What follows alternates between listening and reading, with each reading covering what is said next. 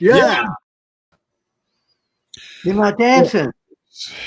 That's your special, man. I don't want to take over. I know, but last 2 weeks you were dancing with me. Yeah, it's a surprise, man. You never know which week I'm gonna go. I'm gonna do it. I've lost my dancing partner. Hey, Dr. Chris. I don't know if you have. Maybe you have. Maybe you haven't, man. You just gotta wait and see. Maybe before the show ends, we can get a couple of moves in. So AEW's Ricky Starks was going to sign with NXT with WWE, and it didn't happen. Ricky Saints signed. They've changed his name. Why do you? I mean, I guess it's they want that NIL. They want that name, image, and likeness. Well, they want to copyright the name, of course. They do, yeah. Can you see him having like a whole group of people following him, relatives, and the theme song would be, "Oh, when the Saints go marching." And you remember? Oh, yeah, he's dancing. There he goes. Give me a little nana. Give me some nana. Build the suspense, Bill Apter. Give me some nana in there. The nana. Anytime you say that, I got you. Yeah. I got you. You gotta say. Well, it's got to be organic. When you use the word swerve, then that's when it comes out. Organic. Oh, I didn't want to swerve you. Oh gosh, there we go. Oh, there it goes. There it is. So yeah, this is amazing what's happening with WWE now, and the relationship with TNA getting stronger. Moose appeared and is challenging the NXT champion. Oma, how do you pronounce his name? Oba Femi. Yes, he's challenged him. So, and also one of the teams, as I was channel turning, said they want a championship match. This is on NXT, and we want the best tag team, period, the end. We want the Hardys. So, here's the entree. Get the Hardys back into the WWE umbrella. There you go. Backdoor entry to return to WWE via NXT. I think it's cool, man. I think for someone who had a makeshift tag team in Fraxium, I don't follow NXT, but by the socials, but I hear some good things about this Fraxium tag team. And why do you think WWE has made a kind of a deal with them and not with not with anyone else, not with AEW, not with NWA. But Evolve we know all about, and now it looks like with this new program they're going to be signing. They've got championship belts made up now for the LFG show, and they're really looking at the indies. Is this going to help the indies, in your opinion, or is it going to hurt? I know I've asked you two questions here. The first one about the TNA relationship, and it's bigger and better than I thought it was going to be. Yeah, with the TNA relationship, I don't think that WWE for a long time have considered. I don't think WWE really considers anybody competition. But No. the TNA hasn't been viewed as competition for WWE 15 years, perhaps. Yeah, I mean, yeah, back in the head to head that was back in 2010, I think yeah, it's somewhere around there, and that was only for a hiccup. yeah. So TNA hasn't been viewed as competition for a long time, the WWE. So it just makes sense, with the type of, I mean, why wouldn't you? You know what I mean? Because they're all independent contractors. So technically you could do it. I mean, because they're independent. It's like, if TNA becomes like a subcontractor of a big company, I mean, if you're an independent contractor, I mean, you can work for the sub. You can work, you can work for the GC. If the GC general contractor brings in the sub. If you work for the sub, you kind of by proxy work for the general contractor. So it just makes sense when it comes to independent contracting. I mean, we see that in businesses. Businesses have Yeah, but it was always taboo under the Vince McMahon. Oh, of course it was. Of course it was. I mean, although was it taboo because the NWA had a bunch of promotions underneath them? Underneath WWE? No, NWA. Oh, yeah. But underneath. Yeah, so promotions, it was, we saw interpromotional work back in the 70s. Oh, yeah, way back when. Yeah. When the National Wrestling Alliance was in its glory days. Oh, yeah. Absolutely. Yeah, Absolutely. definitely. The WWE monopolized that and took that away. Yeah. But before WWE, promotions worked together all the time. Yeah. But this is just rare. Vince Jr. time came along, and that didn't really exist anymore. Right. Yeah. He was Vince Sr. Yeah. That's how we got superstar Billy Graham defending his WWF title against NWA champion Harley Race. Dusty Rhodes appearing at MSG. That was the whole gimmick where it was kind of, he held the belt up. He didn't win the belt, but he held the belt up. That was some cross promotion there. So, yeah, that happened a lot. Someone took the photos of. Got pictures on the magazine. So the independent scene. Let's take a promotion like my friend Tommy Fierro's ISPW in New Jersey. They promote shows every week. He's also got a wrestling shop, the Wrestling Collector, in Stockholm, New Jersey. They are geographically right in the heart of WWE territory, so to say, in Jersey. And I don't see WWE, bringing them into the fold at this point. They run on their own. They don't use any WWE talent. So how picky is WWE going to be about who they go after in the indies? What companies? I think that WWE understands business, from that standpoint, and how do they benefit from this in any way? You know what I mean? Like, if you think from a TNA, and if you think about it, the WWE ID program, with what they're doing and working with other promotions, basically from what I understand, the ID program, they kind of have like a hold, or if when you sign an ID contract, you kind of get first dibs to be called up or utilized by WWE type of deal. So I mean, hey, at the end of the day, it's good business. They're like, hey, we're gonna go ahead and invade these independent territories and give someone the ability to say, oh, we got first dibs if we want you. So Yeah. you can't go to AEW or any other competitor or anything. I guess maybe TNA. I don't know if that's a part of it either, but you can't go to any other competitor. New Japan, for instance. So the ID program benefits WWE tremendously because Well, if they also see the someone, Indie Federation, because let's say WWE went to ISPW, and now we've got a WWE type of match in ISPW. hmm. It's going to help them just as well. Yeah. Yeah, I mean, if you're any independent promotion and you're getting any type of endorsement from WWE, I mean, that's something you dream of. I mean, as an Absolutely. independent promoter, because essentially, that just bumps up your value. And I mean, from a business standpoint, if tickets are $25 to come in, now you're endorsed by WWE. Yeah. I mean, hike the price up. You know what I Yeah. mean? You So can go to 30.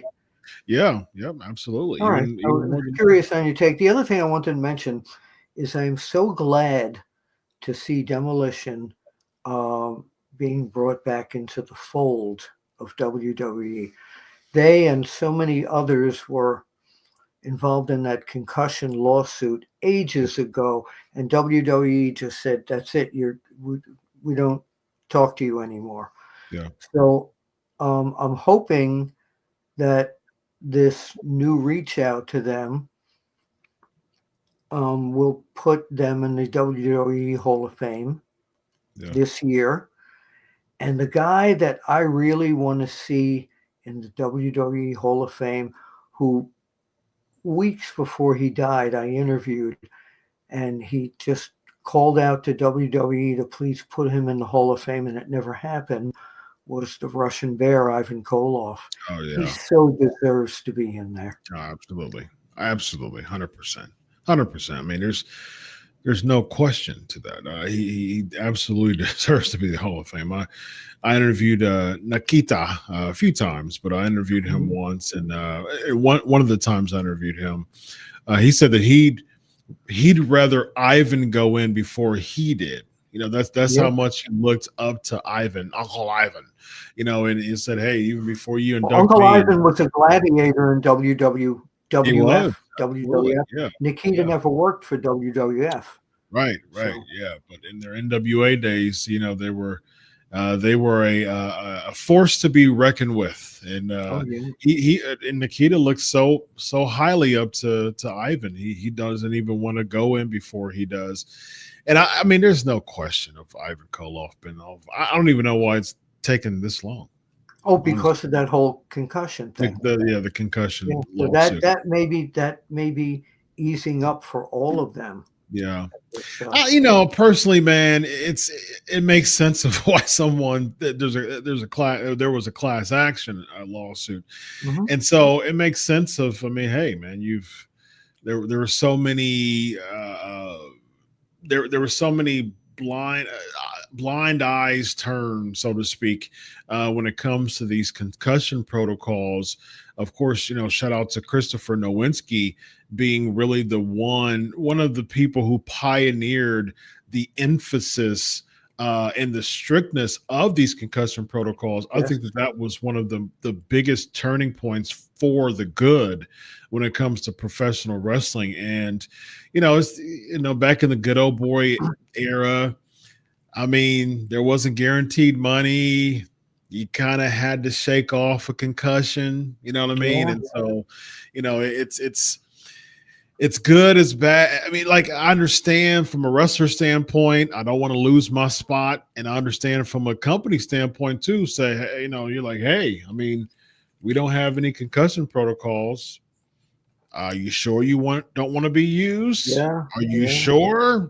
Okay, you know what I mean. That threat That would over cause the a head. wrestler, and that would cause a wrestler to be like, "Well, maybe it's not that bad because I don't want to lose my spot and therefore lose my money." So, Yeah. yeah, yeah, it's Yeah. catch 20. It's a catch 22, man. So I asked you before we went on the air, I said, Dr. Chris, do you have, from all the years I've been doing this, from the magazine days and all the people I've come across and all the interviews I've done and personally been involved with a lot of the wrestlers' personal lives. Was there always a question you said, one day I'm going to ask Apter this question?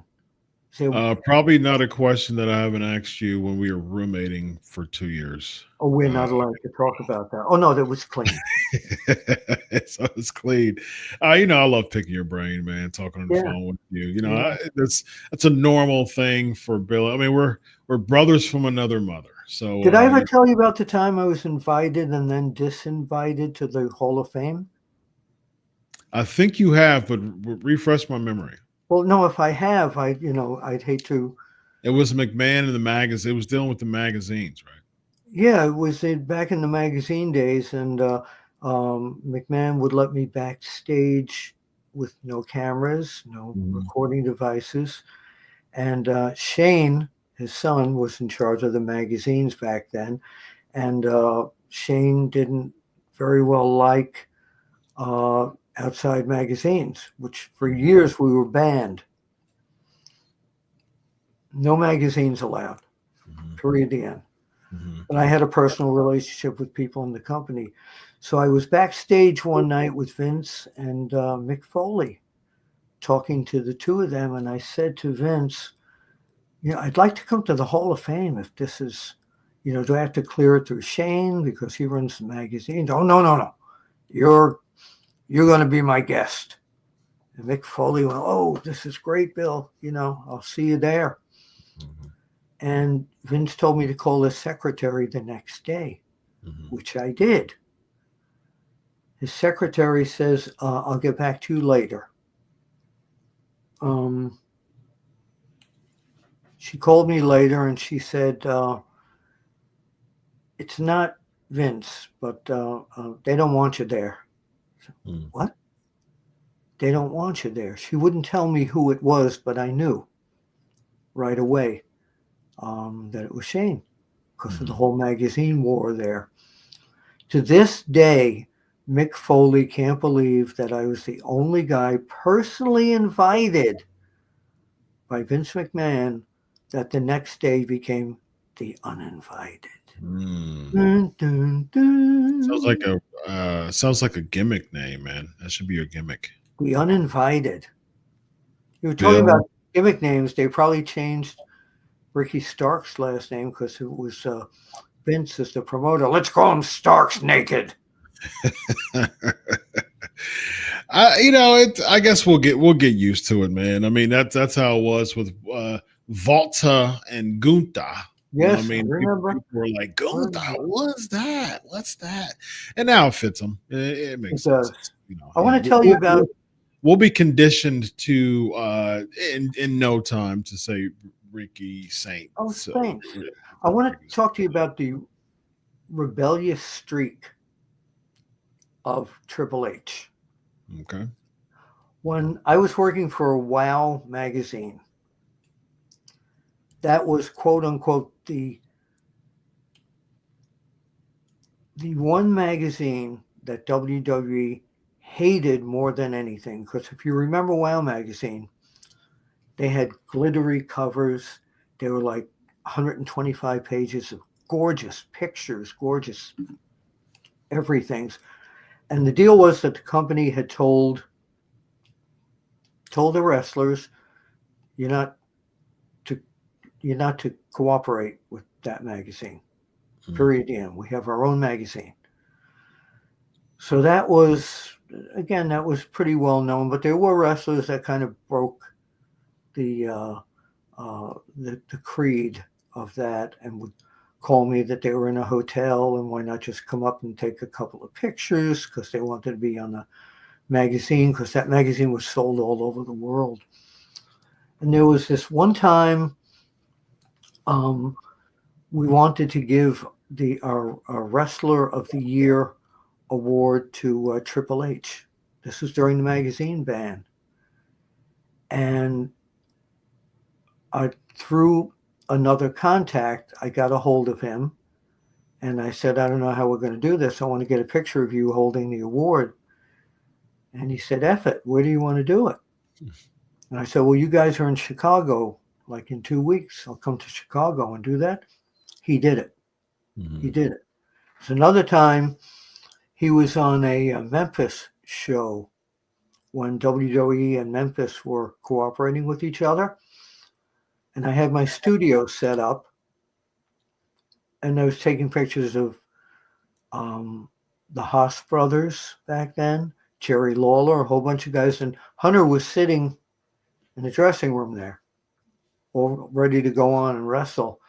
And he said, "What about me?" I said, "You're not allowed to do this." He says, "Bull bleep." And he stood there for 10 minutes. Some of the greatest studio pictures I ever saw. I was terrified to run it because I thought he'd get in trouble. We used 1 or 2 shots, and he got in trouble, but he didn't care. He was a rebel back then. He's a rebel now with the way he runs things, bringing in independence, making deals with people like TNA. So, yeah, he was my favorite rebel. Still is. Nice. Very nice. Very nice. Yeah. Kudos to Triple H, particularly, hey, Hall of Fame, 2-time Hall of Fame. Yes. I've been very critical of the WWE's concept of the Hall of Fame, Bill Apter. Real quick.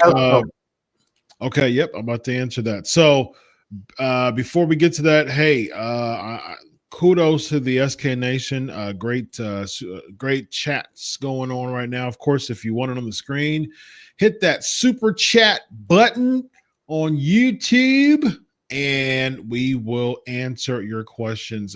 What I want to start doing is let's get some super chats ready to rock, and let's Bill Apter and I do some rapid fire toward the end. Are we ready to do that now? No, we're not, because we don't have enough super chats. Oh my, come on, fans. Yeah, come on, fans. But to answer your question about the Hall of Fame, so I'm just critical. I'm a huge sports guy. I know that you are wrestling through and through. You are a pro wrestling enthusiast. I love sports. I love professional sports across the board. And so, yes, indeed. And so their Hall of Fame concept, it makes sense. There's criteria for how, like, if you think about like MLB, NFL, NBA, there's criteria. A lot of this criteria is like you have to not be a part. You have to be retired, actively retired for a certain amount of time before you're eligible. Not in it, but eligible. Once you're eligible, there's a board, there's an election process, and so forth. There's not a one-man show, so to speak. There's not a monarchy when it comes to this election process. And I think that should be the same for the WWE. I think if they really, first of all, I think that they should have a brick and mortar as far as Hall of Fame is concerned. Oh, it's about time they did that, because they offered me a job ages ago, 20 years ago, to have a brick. They were going to have a brick and mortar one at the what was the Debbie Reynolds Hotel in Las Vegas, and I was pretty much almost set to be the curator of that museum, but it never happened. Nice. Yeah, it's long overdue. I mean, long overdue of them having a brick and mortar. Why not? I mean, like, make it a thing, like make it an actual thing to have a brick and mortar. It makes sense to me. It makes sense if it's in New York, somewhere around MSG or something like that. Or Vegas. Even the Performance Center, even Orlando, I mean, like something to that. It makes more sense in New York, but since they're doing a lot of Orlando stuff, I'm fine with that too. Just have a brick and mortar. Wasn't it supposed to be part of maybe a theme park down in Orlando? Weren't they talking about that a few years ago? Yeah, it was in discussions to have a brick and mortar, but it's never came to fruition. It just makes sense I'm sure that, because if WWE being the business minds that they are, if you think about like the NFL Hall of Fame, right? It's a huge tourist, venue now. You know what I mean? And WWE can get a boatload of money by having this Hall of Fame museum be a tourist venue, and that's even more money that's going to come in WWE's pockets. People go up to upstate New York for the boxing Hall of Fame. Yeah, exactly. Yeah. Yeah, And Cooperstown. Cooperstown, absolutely. Yep. And so it just makes sense for people to have that brick and mortar availability because they have like the access, like during WrestleMania weekend and stuff like that. And people come and they do the exhibits and everything. And so WWE should have a brick and mortar, really nice exhibit. And I think even the casualist of wrestling fans nowadays, they like that they understand and they respect the history of pro wrestling enough that even if they don't watch wrestling nowadays, they will absolutely go to a museum, a WWE Hall of Fame. Oh, I agree. Well, remember they tried to do that in New York with the WWE restaurant. They were going to make that like a Hall of Fame thing, but I don't think it was thought out properly. I agree, and plus, a lot of their business model was the WWF New York. That was like the model, and then it was just kind of like a rush business plan. You know what I mean? But when it comes to Hall of Fame, though, do it, and then what you can do is you don't have to have a Hall of Fame ceremony in the local city. Every WrestleMania weekend. Why not have it, the week before WrestleMania? There, a whole weekend, a Hall of Fame weekend, just like the boxing community does. Do it in Orlando every year. Why not? Yeah. I mean, people, it will get so big that people will drive hours, 4 or 5 hours to get to go to this ceremony in Orlando the week before WrestleMania. Again, and it'd be a great time to do it. The fans will still go. It'd be a great time to do it during spring training. It gives baseball gives another thing to do while you're down there for a week. That's good. That's a good point. Yeah, I mean, I just think they should fine tune that concept a little bit better. Let's get to the super chat. Rollin, $2. Hey, should Triple H hire Benoit's son if he has the skills? Good question. Yeah, why not? Why not? Just because I'm with you there. You have the Benoit name, which a lot of people would say, "Oh, of course not," but he's not the person who allegedly did all those bad things. Yeah, here's my take on this, Bill, and I've talked about this a few years ago on my Pancakes and Power Slam show.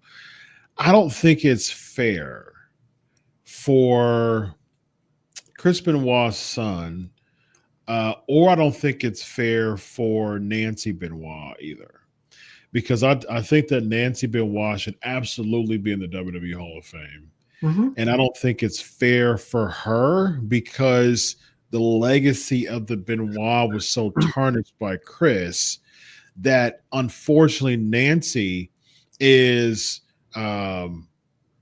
she's already, she already unfortunately was a cause or recipient of Benoit's rage. Her life is ended. So why end her legacy too? I don't think it's fair for Nancy. I think Nancy should absolutely be in the Hall of Fame. She has a resume that without a doubt puts her there. And I think the same with the son too. Why tarnish the opportunity of his son because of his bad actions? And WWE, even if they want to change his name for IP, and that's okay. Which they would do probably just to own the name. They would do, absolutely. Yeah. They would do. I mean, I'm fine with that. Change it for IP purposes. I don't mind that. But still give him a chance. Interesting question. Yeah, give him a chance. Cool, Bill. What else we got before we hit the road, man? One thing I was talking about earlier today when we were taping Time Machine with Mac Davis and Teddy Long, Holla Holla. Is John Cena doing what The Rock did? John Cena tore The Rock apart in the ring for going to Hollywood. Yeah. And now he's doing the same thing. He's Hollywood. Yeah. Yeah. Yeah, he is. He's definitely eating those words of that angle that they had, and Cena, his during that angle, his main direction toward a lot of his promos was the fact that Rock went Hollywood, Yeah. and now he's Hollywood. I think that he mentioned it years later in the promo that he's basically done the same thing. I mean, hey, again, man, I don't blame. Here's my criticism of Cena now. His whole thing was, hey, I'm back full time, Yeah, and it's where? been 6 weeks. I mean, he's been there twice. It's 6 weeks. Definitely not full time. I know he has some things in Budapest. You can't see him. Yeah, you can't see him. He's been there the whole time. The entire 6 weeks he's been there, but you just can't see him. That's his thing. That's his reasoning of appearing. But I do think, at the end of the day, I'm all for it, man. I'm all for Cena going Hollywood. Think about it. You're making just as much or even more money. You work a few months, you do a few gigs out of the year, yes, tireless hours and cutting weight, gaining weight, hair, all that to get this role, but you're not working, you're not traveling 300 days a year and just wearing and tearing your body up. He's not even 50 years old yet, so I'm glad he went out the time that he did, and now he's just acting and making more money and having more opportunities. And I mean, I think it's smart business. I think it's really smart business, man. You're talking about wrestling fans, they can't grasp that. But I mean, they're not paying his bills either. You're talking about working like 300 dates a year. And I was talking to Jerry the King Lawler the other day, and we were just brought up with so many of these wrestlers look like they travel all the time. But if you really think about it, they're working maybe 3 nights. There's no more spot shows anymore. Yeah. The little arenas, they're not working that kind of schedule anymore. Yeah. So they'll have occasional loops, like they had the holiday loop. They're about to have another loop coming up. But it's not like it used to be, where the guys would be 5 days a week in a car. Yeah, twice on Sunday, baby. Twice on Sunday, yeah. I don't know how they'd handle it. I don't know how some of the high ego players might handle having to sit in the car and going from town to town every night. Yeah. Isn't the policy still you have to drive if it's within like 300 miles or I don't know. Yeah. I don't know. There was a policy for that for a while, but they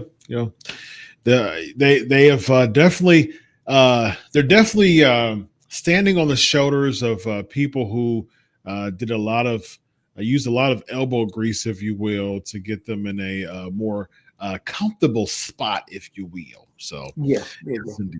By the way, who are you picking in the male and the female elimination chamber? I don't think we're there yet for predictions. Let's do a whole prediction show next week. We still got next week. We could do that. Yeah, let's do a whole prediction show. Okay. Yeah. All right. Yep. Let the listeners know where to find you, Bill Apter. Right down there. There After One Wrestling on Twitter. Roland also said Benoit's son is also a spitting image of. I've met him a few times. Great. He's a really nice kid. He looks just like him. He does. Very much. Does. So. Yeah. Follow me at Chris Prolific. I'm heading over to Pancakes and Power Slams. All right. Awesome turnout every single week. Hundreds of people to show up on the show. Thank you so much. Tonight, I'm going to talk about the psychology of obedience and authority. I'm going to really start to get into the Milgram experience, the Stanley Milgram experience back in 1961, and how that ties into the Bloodline storyline. Who did Stanley Milgram wrestle? He wrestled Luthez back in the day. No, he did. He was a psychologist who did experiment at Yale University. But I imagine he maybe did some college. It's an old Muhammad Ali reference where they asked him about some doctor, and he said, well, who'd he ever beat? There you go. Yeah. Well, he helped someone. You probably a medical doctor can say, hey, I probably helped someone beat cancer, and that's much more important than a wrestling match any other way. Yeah. Yes, indeed. Yeah. Yes. Yeah. This guy right here is Bill Apter. I'm Dr. Chris. This is Unscripted. Have a good night, buddy. We'll see you at the match. So long.